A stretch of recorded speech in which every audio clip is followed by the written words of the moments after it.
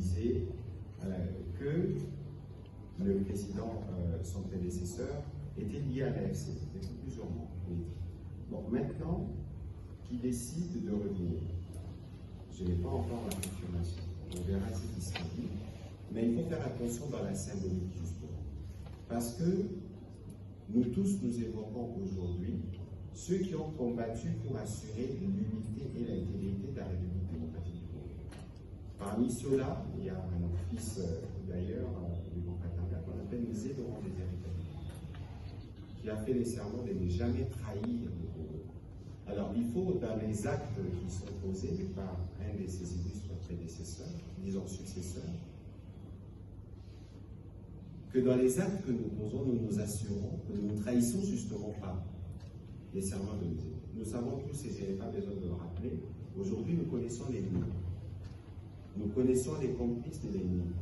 Alors, est-ce que dans la symbolique, parce qu'il ne faut pas oublier que le président Kabila lui-même a combattu les patrons. Il ne faut pas oublier qu'il a été commandant suprême de forces armées de la République démocratique du Congo. Il ne faut pas oublier que quand il était commandant suprême, il y a des officiers supérieurs qui sont morts, des militaires qui sont morts dans le combat contre les supplétifs du Rwanda. C'est connu. Et pour la plupart, ils ont toujours base Goma. Donc dans la symbolique, il y a des choses importantes. Alors moi je dis, je ne veux pas présager, je ne l'ai pas entendu, mais il faut regarder dans la symbolique les actes qui sont posés et les conséquences qu'ils peuvent avoir. Donc je ne pourrais pas m'étendre sur ces sujets-là. J'espère qu'il n'y aura pas d'autres questions qui viendront dans ce sens. Parce que pour nous, le principal aujourd'hui, pour revenir à la question de M. Chibamba au début de ce dossier, c'est Congolais éléments.